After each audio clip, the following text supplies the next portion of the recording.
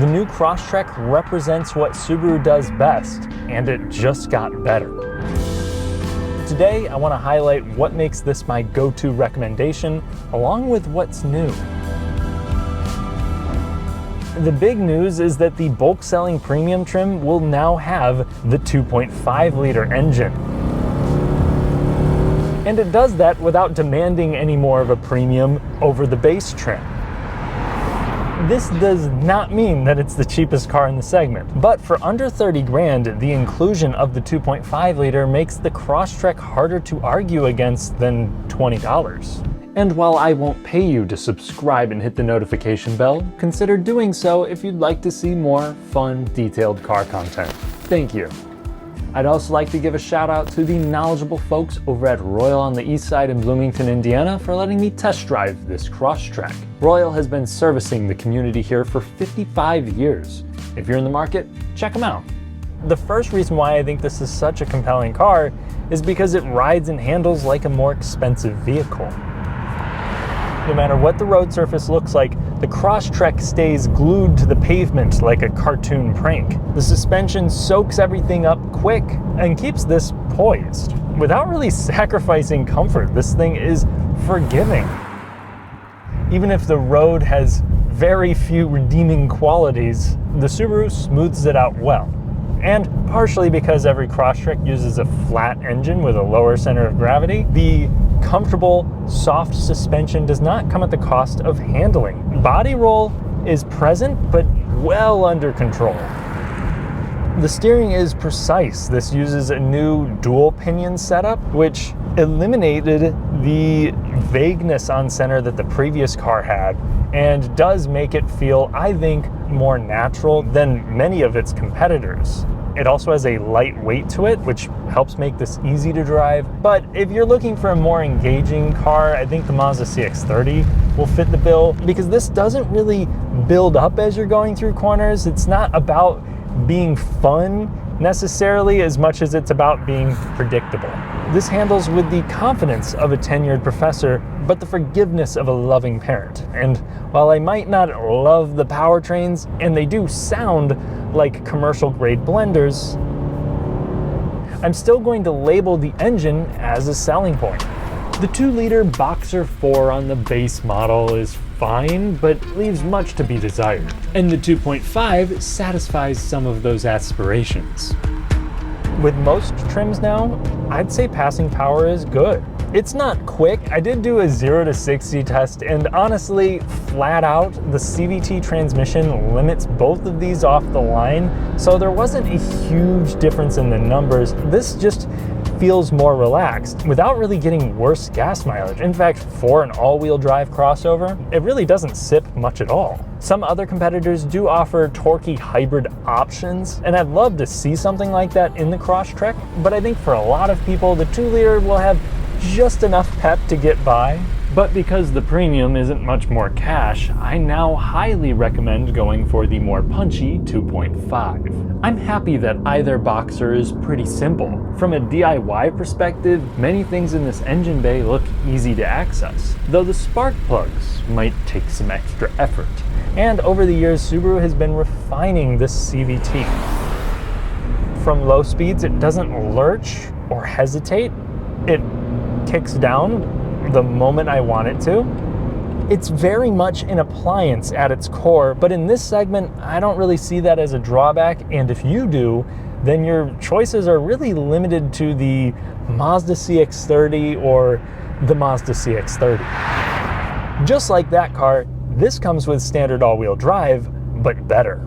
The difference with the Subaru system comes down to a few things. One, the engine is longitudinally mounted, like most rear-wheel drive vehicles, and this never feels wary of kicking power to the back.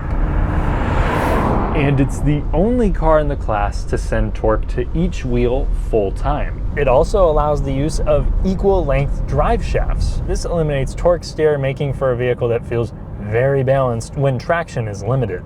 And like many other competitors, this has an off-road mode, which uses the brakes to stop spinning wheels and kick power to the side with more traction. Here it's called X mode, and it is aggressive about doing that, But if you do want to allow more wheel spin to get you out of hairy situations, there's a deep snow and mud mode, which now comes with the premium trim as well. The outdoorsy tech leads me to another ace in the Subaru sleeve. While the Crosstrek is not the most athletic or engaging SUV you can buy for under 35 grand, with the Wilderness trim, it can have charisma. First, it gets a lift kit to 9.3 inches of ground clearance. It gets a longer travel suspension, mild all-terrain tires, a more aggressive final drive ratio, the durable StarTex upholstery, beefy roof rails that can handle a rooftop tent, and a transmission cooler which also allows it to tow 3,500 pounds. A very impressive feat when you consider that a lot of its competitors aren't even rated to tow. It does sacrifice a teensy bit of handling, and the gas mileage does suffer a bit, but I think it gives the Crosstrek a real personality. You can tell Subaru cared about actually making a more adventurous vehicle and not just an appearance package.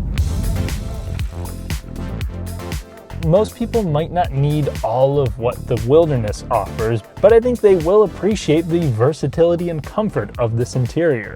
The cargo area isn't giant, but it's easily competitive. The plastics feel tough, and you can get rear seat back protectors along with a built-in tailgate light.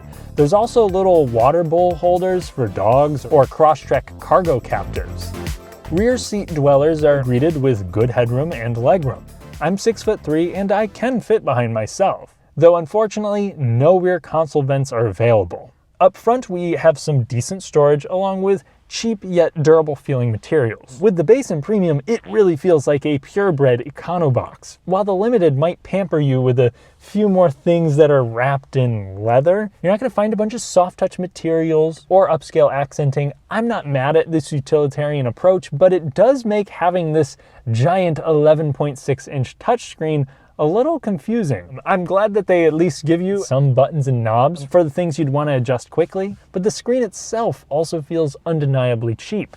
It gets washed out by sunlight easily, and the response time is at the bottom of the segment. The deficiencies of this setup are then exaggerated by implementing most controls into the screen. Though I should say it is at least simple. It does come with wireless Apple CarPlay and Android Auto, unless you go with the base trim, which has dual 7-inch screens. And there are rumors that the new Outback will make a big upgrade to this, so fingers crossed.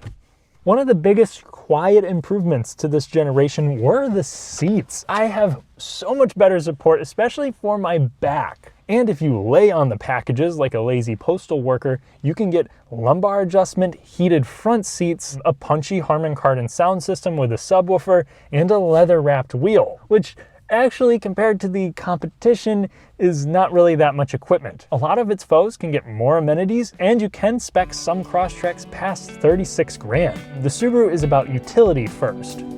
For the money, you are getting a well-handling car that rides better than its price tag would suggest. If you combine that with standard all-wheel drive and great resale value, I'd say that makes a good money argument. It should be dependable too, but there are some issues to highlight. This is not an all-new platform. The engines are largely carryover. The biggest issues of the last gen were down to electronic bugs, many of which concern the Eastside system. Some dealt with the infotainment and battery as well. The most commonly reported issue was an easily cracking windshield, something that I'm hearing a few reports of with the new generation. My parents actually drove a 2021 for 60,000 miles, and they've had a 2024 for over 20,000 miles, and they've had two problems with them. On their old car, they had a faulty USB port, and on the new one of the seams of the driver's seat is coming apart. The latter of which does not seem to be a common issue. So far, tech bugs are a more realistic problem to run into with the new gen. Focusing on the engine, the thermo control valve has been giving many Subaru owners problems. That part is not used on the 2-liter, but is still used with the 2.5. Overall, with the last gen and this model, Consumer Reports has not seen a lot of issues reported by owners relative to how many of these they sell. owner reviews on Edmunds are a little more mixed. My advice to you is to remember these are direct injection only, so try to work in a fuel induction service every now and then to keep those intake valves clean, and change your fluids, not just the oil. The rear differential and transmission also need to have changes every 50,000 miles or so, though that really depends on your usage. With how much this shares with the old car, I'm optimistic on reliability, but more time is needed for a verdict. Now that we've gone through all of the positive things, I want to rehash some of the drawbacks. The most noteworthy to me is that the tech already feels old. I also don't like that I need the 31 grand sport trim to get some features that you used to be able to find on the premium. While it is a top safety pick, some competitors do fare better in the tougher IIHS crash tests. The car likes to beep at you a lot for various reasons. And cars like the Honda HR-V, Mazda CX-30, and Hyundai Kona have a more upscale look and feel. This isn't the best car for everyone who wants a petite crossover, but after driving almost all of its competitors, I think the Crosstrek is the subcompact to beat. It's not the car I'd personally buy, I'm a team Mazda, but this tends to excel at the things that matter the most. It's comfortable in any setting, it's easy to drive, has confident handling, an excellent all-wheel drive system, decent power from the 2.5 liter, a big back seat, and a durable feel. You can also pick them up for under 30 grand, and your investment is protected by Subaru's strong resale value. On top of that, Subi will sell you a Looney Tunes version if you want it. The Crosstrek is not a perfect vehicle, but it's a masterclass in playing to your audience. Thanks for watching, and thank you to my channel members for helping me improve video quality. Consider joining for additional content. I'll catch you in the next one.